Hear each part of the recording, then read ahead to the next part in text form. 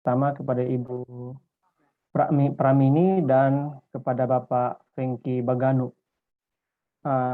Yang pertama untuk Ibu Pramini, mohon maaf, nama saya Sony Lai Jumalana dari Stak Kupang. Saat ini saya ada di Kota Kupang di Nusa Tenggara Timur. Dari materi Ibu Pramini tentang didaktik dalam gereja, tinjauan terhadap Matius 28 ayat 19 sampai 20.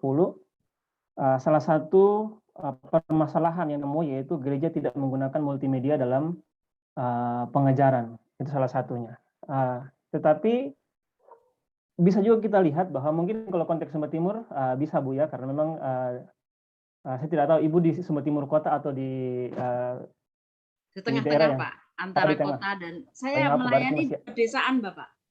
Saya melayaninya di pedesaan dan memang tidak menggunakan multimedia. Iya. Ya, terus gimana Bapak? Iya. Tapi memang sekarang kalau terlalu di multimedia sekarang Ibu yang saya amati ya.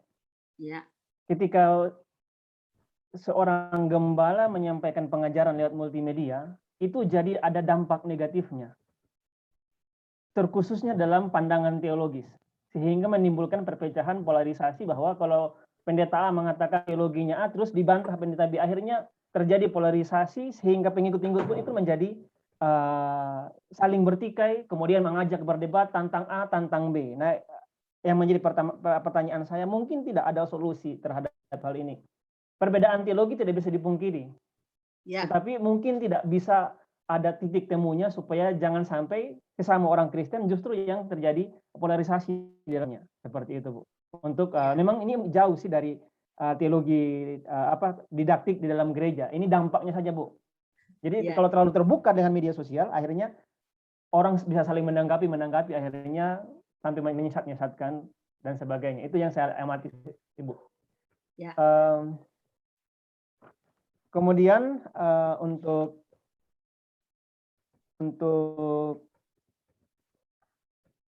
ya melanjut yang pertama tadi, sehingga ketika terjadi perdebatan maka di kalangan anak muda itu timbul sikap apatis, Bu. Kok pendetanya saja begini, kita mau ikut yang mana nih? Nah, itu kadang-kadang anak muda begitu. Bahkan dengan dirinya sendiri tidak punya pegangan, apalagi kalau melihat pandangan-pandangan teologis yang nanti orangnya berdebat. Nah, itu mungkin ada strategi solusi yang cukup bagus untuk mengatasi hal ini. Yang kedua, yang kedua untuk saya langsung ya Bapak Fernando, untuk Pak Franky. Oh ya, baik. Yang kedua untuk Pak Franky, memang salah satu kendala saat ini dalam penilaian dalam masa pandemi COVID adalah menilai aspek KD1 dan KD2, sikap sosial dan spiritual di sekolah. Kalau kalau kognitif dan keterampilan cenderung masih bisa dilakukan, tapi afektif ketika tidak terjadi pertemuan karena teknik dalam afektif itu observasi, maka sulit untuk melakukan penilaian. Apalagi kalau misalnya tidak sama sekali ada pertemuan, itu menjadi sulit. Yang menjadi pertanyaan saya, tadi Bapak menjelaskan tentang pembelajaran conditioning dan asosiasi untuk instrumen afektif. Mungkin Bapak bisa menjelaskan sintaksnya, urutan langkah-langkah pembelajaran conditioning dan asosiasi ini, sehingga itu bisa dieksekusi. Karena kebetulan saya guru juga yang mengajar di Kota Kupang. Tapi bukan mengajar agama sih Pak, saya ngajar fisika Pak. Terima kasih Bapak. Terima kasih Bapak Fernando. Kembalikan. Baik. Silakan langsung ditanggapi oleh Ibu Pramini dan selanjutnya. Silakan. Ya, terima kasih Saudara Sony. Saya panggil Saudara karena masih muda belia ya. Memang di sini kita tidak bisa pungkiri situasi era disrupsi ini ada dampak positif dan negatif. Ya, saya melihat di medsos bagaimana terjadi perdebatan, apalagi ada para teolog saling menyerang satu dengan yang lain, menyesat-nyesatkan. Itu saya juga melihat. Nah, kalau saya melihat situasi ini, saya sebagai seorang hamba Tuhan, kalau saya mengajarkan kepada jemaat, ketika menghadapi situasi ini, mau tidak mau jemaat yang saya layani, jemaat yang saya gembalakan, mereka akan terus saya arahkan untuk tidak terlibat di dalam perdebatan-perdebatan usil seperti itu. Sehingga memang tidak bisa tidak anak-anak muda, khususnya secara khususnya anak-anak muda yang sering akhirnya mereka terlibat dalam perdebatan-perdebatan yang akhirnya mereka menjadi apatis, menjadi mana nih yang dipegang. Nah, di sini peran seorang gembala ketika mengembalakan umatnya. Saya tahu sendiri gimana seorang gembala yang sering diserang dengan disesat-sesatkan, bahkan itu menjadi konsumsi umum yang setiap kali ajarannya berulang-ulang disebut sesat, yang akhirnya kebenaran itu tidak lagi menjadi kebenaran. Tetapi satu hal yang saya pegang, ketika seorang gembala mengerti dasar kebenaran yang jelas, dia akan terus mengarahkan kepada jemaatnya, sehingga dia punya prinsip. Jadi dalam hal ini seorang gembala harus mengarahkan jemaatnya di mana yang digembalakan ini untuk berfokus kepada kebenaran itu. Tidak usah menjawab, tidak usah mengikuti arus perdebatan. Nah, di sini peran gereja sangat penting karena di situasi pandemi ini atau sekaligus memang disrupsi dan pandemi ini berbarengan, orang jadi punya banyak menu untuk memilih media-media mana yang dia bisa membuat dia itu tertarik.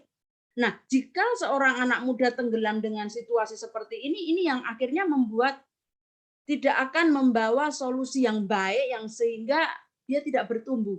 Tetapi tadi saya memberi saran, atau paling tidak kalau saya sebagai seorang gembala, saya akan mengarahkan jemaat saya untuk tidak berpaling kepada yang lain. Ini ajaran gereja kita ini. Tidak usah terbawa arus atau berdebat hal-hal yang tidak membangun. Ini kalau saya sebagai gembala ya, saya akan menyarankan kepada jemaat. Tapi kebetulan saya ini melayani di desa ya, Bro Sony.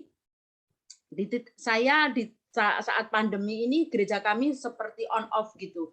Jadi kalau COVID naik tinggi, banyak yang meninggal, kami hampir 1 bulan tidak. Tapi penggembalaan tetap kami lakukan melalui titik temu kami menyebutnya. Titik temu ini, jadi kami hamba-hamba Tuhan akan berkelompok dalam beberapa keluarga, sehingga kami akan mendatangi memang dalam 1 minggu, 1 kali ibadah itu saya bisa 3 kali keluarga atau 4 keluarga yang saya datangi. Tapi memang kembali ke tadi, seorang gembala memang punya tugas yang berat untuk tetap mengarahkan kepada jemaatnya untuk fokus kepada ajaran yang gereja ajarkan itu. Tetapi yang menjadi masalah kan kita melihat di sini seperti banyak anak-anak muda itu berkeliaran nggak jelas ketika menanggapi, saling menyerang. Bahkan Ibu Rita Wahyu aja itu juga kalau saya lihat, waduh itu menyakitkan sekali kata-kata mereka. Makanya saya menghindari, saya menutup situs-situs yang tidak membangun. Makanya saya mengarahkan kepada anak-anak muda saya untuk jangan buka situs yang tidak membangun. Baca sesuatu yang membangun, yang membuat kamu bertumbuh, membuat kamu makin maju, yang tidak dihindarkan. Kata sesat, kata yang tidak membangun itu hindari, fokus dengan ajaran gereja kita. Kalau itu menurut saya pribadi ya, Bro Sony, begitu Pak Andreas, mungkin ini karena waktu juga dikejar-kejar ini. Kayaknya kita harus bikin forum sendiri nanti buat tanya jawab. Nanti kalau sudah offline kita bisa sambil ngopi ya. Iya boleh. Oke. Selanjutnya tadi pertanyaannya kepada siapa lagi Pak Sony? Saya. Bapak Franky ya. Ya. Oke, terima kasih Pak Sony. Salam kenal. Saya juga seorang guru PAK di Kota Yogyakarta. Nah, menarik tadi yang Pak Sony sampaikan, benar memang pemaparan saya agak buru-buru karena seperti yang Bu Pramini bilang tadi, kita memang didesak dengan kondisi seperti ini. Tadi sebenarnya saya juga punya slide, tapi karena saya lihat Bu Pramini bicara, jadi saya juga, kayaknya saya juga enggak. Kayaknya mungkin karena saya terlambat, jadi saya pikir, oh Bu Pramini nggak pakai slide, berarti saya juga nggak usah ini kayaknya. Jadi saya berpikir tidak pakai slide, padahal saya juga menyediakan slide-nya tadi. Mohon maaf ya Pak. Untuk tadi pertanyaan dari Pak Sony, memang benar saya menyampaikan sebuah konsep pembelajaran conditioning dan asosiasi. Sebenarnya maksud saya adalah sintaksnya itu tidak ada di dalam konsep pembelajaran. Itu artinya hanya sebuah konsep. Artinya bahwa guru harus berkreatif atau berkreasi,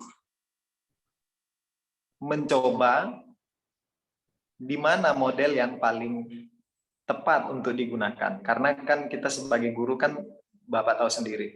Nah, kalau menurut saya yang paling banyak digunakan oleh saya yang menyangkut konsep pembelajaran conditioning dan asosiasi itu masuk kepada problem based learning biasanya ya, terus project based learning, terus ada TGT, terus juga ada kreatif menulis ya. Jadi sebenarnya di Kota Jogja itu model pembelajarannya sudah tidak hanya satu sintak, Pak. Jadi kita harus mengkombinasikan hampir 3 model. Jadi kita misalnya problem based learning itu dapat kita kombinasikan dengan model pembelajaran lainnya. Dan akhirnya kita menciptakan sebuah RPP yang namanya itu kombinasi antar pembelajaran. Jadi intinya pendidikan agama Kristen itu dapat berkolaborasi dengan guru bahasa Indonesia, dengan guru matematika, dengan IPA.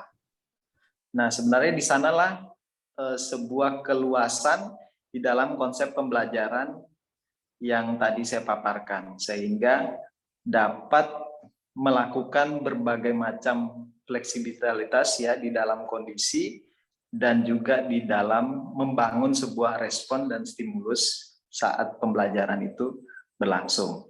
Untuk sintaksnya sebenarnya harus, tadi saya bilang harus guru sendiri yang mampu mengkondisikan sesuai dengan kondisi masing-masing, Pak.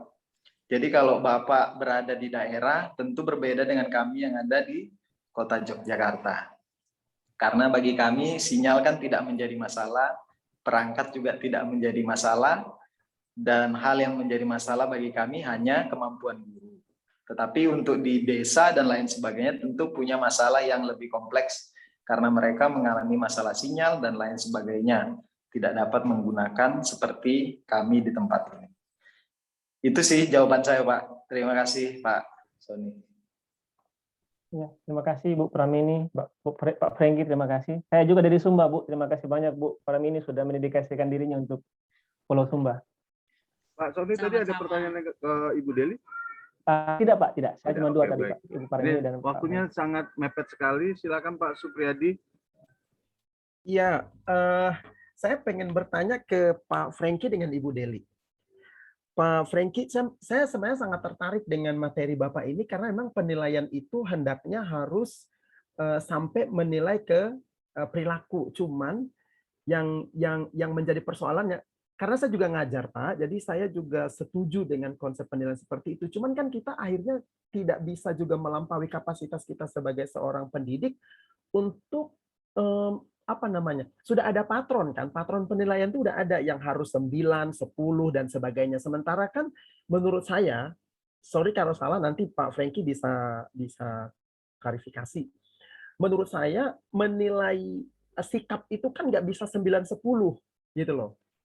Gimana kita bisa mengangkakan orang baik itu menjadi A atau menjadi 10 begitu? Kira-kira Pak, menjoinkan gitu loh Pak, menjoinkan antara kognitif dengan afektif ini sehingga menjadi nilai plus. Kira-kira Bapak punya konsep apa yang menarik dari tulisan Bapak ini? Itu untuk Pak Franky. Lalu untuk Ibu Deli, Bu, saya juga sangat senang dengan konsep Ibu membahas tentang kurikulum dalam gereja.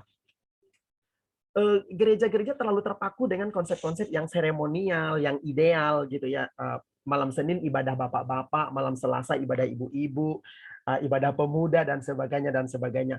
Bisa jadi tidak menuduh, bisa jadi hamba Tuhannya pun akhirnya membawakan renungan yang di bapak-bapak dibawakan ke pemuda, yang pemuda dibawakan ke sekolah minggu atau dan seterusnya. Itu kayak menghangatkan makanan yang sudah 2 hari yang lalu pernah sajiin lagi gitu. Kaitannya dengan kurikulum, Bu, sejauh mana menurut Ibu kalau Ibu membahas konsep ini, gereja siap menerapkan itu untuk akhirnya memang penata layanan itu terkonsep gitu. Kurikulum ini kan akan menjadi semacam rel supaya penata layanan itu punya konsep, relnya bagus, jalannya bagus, sehingga nanti pertumbuhannya juga signifikan ke kehidupan jemaat dan sebagainya.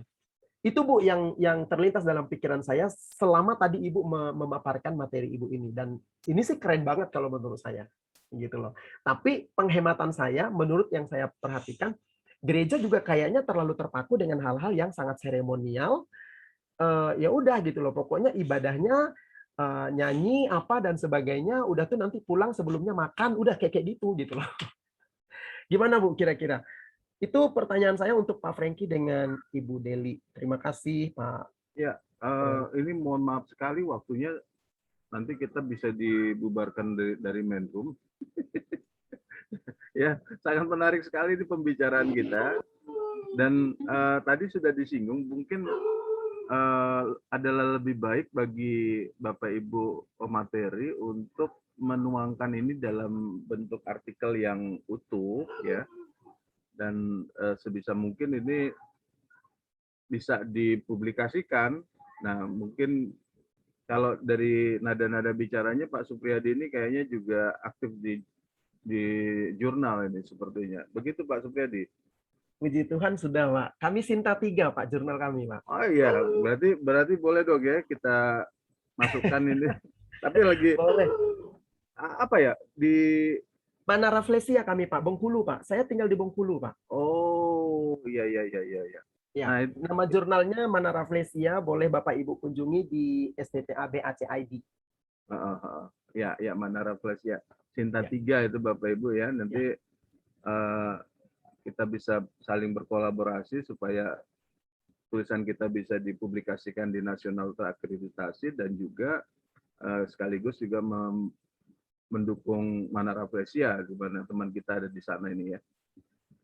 Ya, dari bahasanya kental sekali bahasanya orang OJS. Jadi ya, jadi ini menarik pertanyaan dari Pak Ya, Supriyadi. Pak, kami soalnya dicecar sama reviewer kan Pak, jadi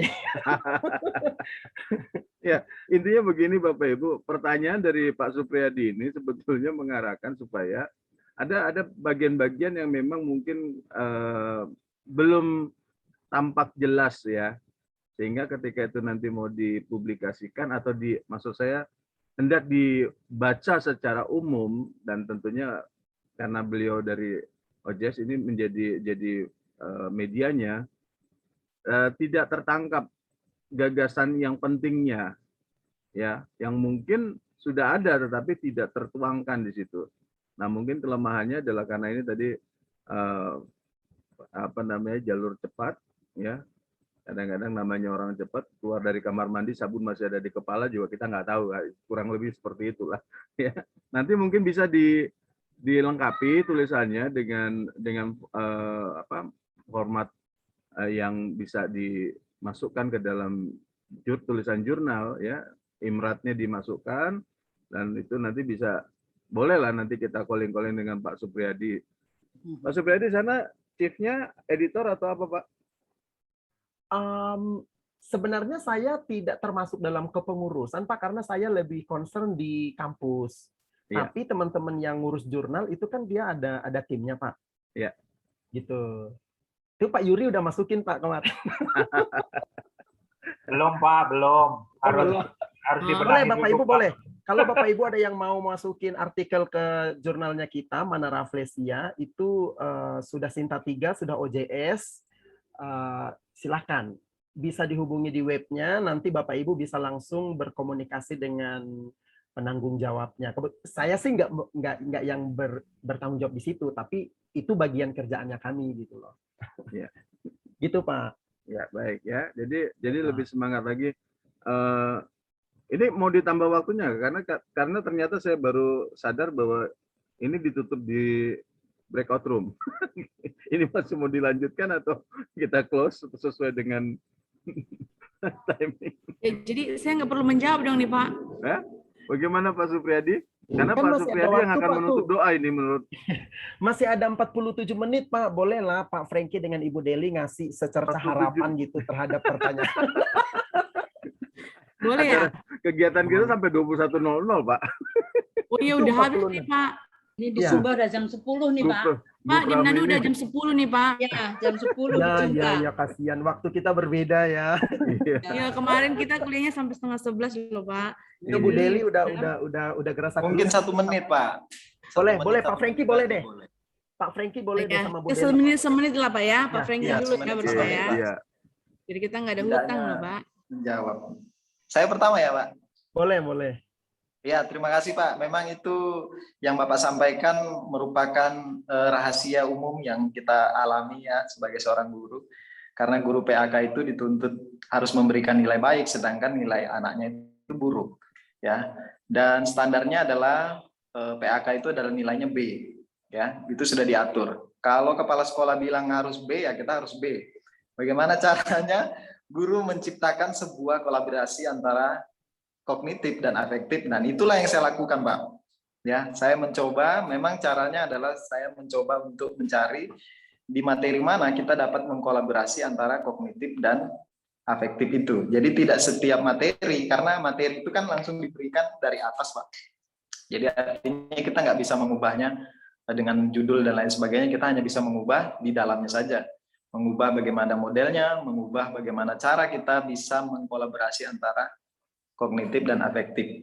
Biasanya saya mencobanya di dalam yang tadi kata Pak Sony itu KD4 itu kan keterampilan, tapi sebenarnya bagi kita itu dapat dikolaborasi antara KD2 dan KD4 menjadi sebuah penilaian yang kolaboratif. Nah, itu dituangkan di dalam sebuah lembar kerja kepada siswa. Karena lembar kerja itu bukan hanya menyangkut kepada keterampilan, tapi di dalamnya juga sebenarnya ada nilai afektif di dalamnya. Kira-kira seperti itu, Pak.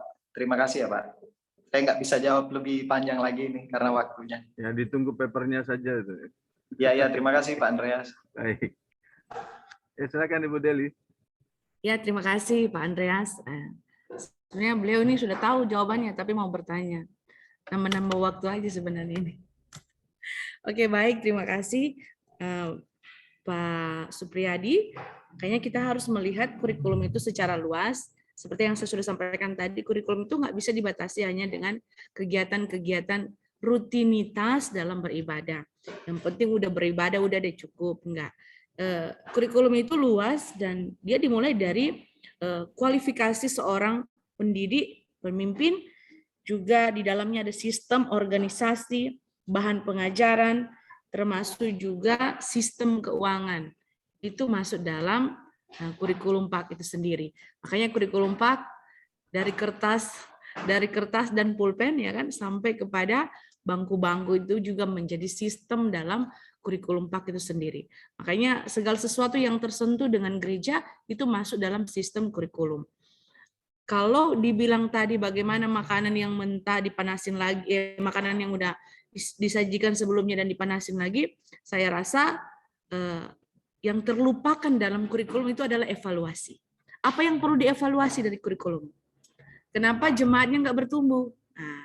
Nah, prinsip evaluasi ini juga salah satu prinsip dalam kurikulum PAK itu sendiri. Jadi saya rasa perlu dievaluasi. Kenapa tidak terjadinya pertumbuhan? Kenapa terjadinya hanya melakukan sebuah rutinitas? Kenapa begini dan kenapa begitu? Perlu dievaluasi sehingga terukur. Karena kurikulum juga dijalankan prosesnya harus terukur sampai sejauh mana. Goalnya adalah visi. Selalu mengacu kepada tujuan. Tujuan itu adalah goal dari kurikulum itu sendiri. Apa visi dari gereja itu? Sudah sampai sejauh mana visinya? Itu kan pertanyaan-pertanyaan yang mengacu kepada goal yang ingin dicapai. Kurang lebih seperti itu, Pak. Terima kasih. Baik. Puas tidak puas harus diselesaikan. Ini Pak Supriyadi. ya, karena di sini kita tidak akan mendapatkan kepuasan yang hanya Yesus yang bisa memuaskan hidup.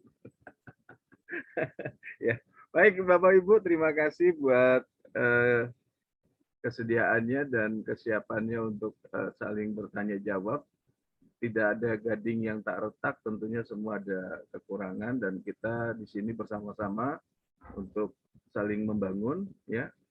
Seperti tadi saya singgung, mari ini dilengkapi lagi dengan lebih baik, ya. Seperti saya katakan,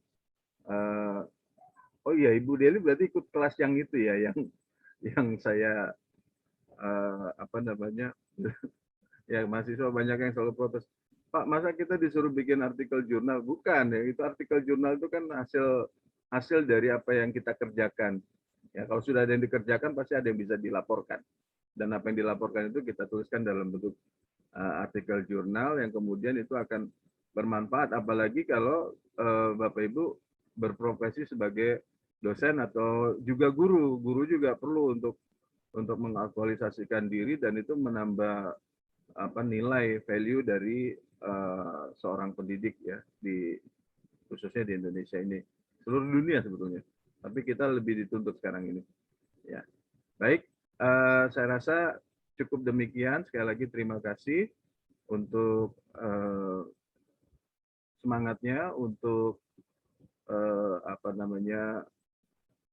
tetap setia mengerjakan sampai tuntas semuanya apa yang kita sudah rencanakan. Dan untuk menutup kegiatan kita di room ini, Bapak Ibu setelah ini bisa langsung, harusnya live semuanya ini karena di acaranya juga sudah seperti itu. Nah, untuk menutup di breakout room ini, kita akan akhiri dengan doa. Nanti Bapak Supriyadi yang akan memimpin doa. Silakan Pak.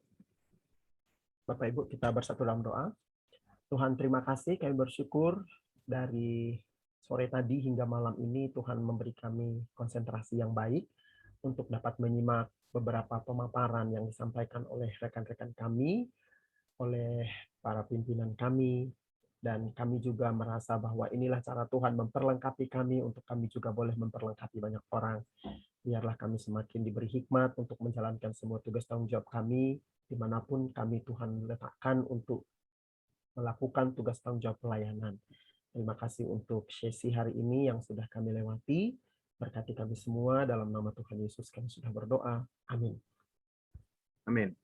Ya, bisa difoto dulu Kak kita ya. Coba tolong dibuka semua wajahnya biar. Buka wajahnya Pak. Ya, maksudnya dibuka kameranya supaya terlihat wajahnya. Ini ada yang kena potong kalimatnya kayak tadi judulnya Pak Franky saya baca terpotong. Baik, ya. Oke, 1, 2, 3 sudah selesai. Ya, Tuhan memberkati kita. Sampai ketemu. Pak Andreas. Sampai Terima ketemu kasih, Pak Pak di Andreas. kajian nanti ya. Terima kasih Pak semua. Andreas. Shalom. Pak Ibu. Terima kasih. Shalom. Shalom, terima kasih Pak, sampai berjumpa. Terima kasih Pak Supriyadi, Pak Yuri.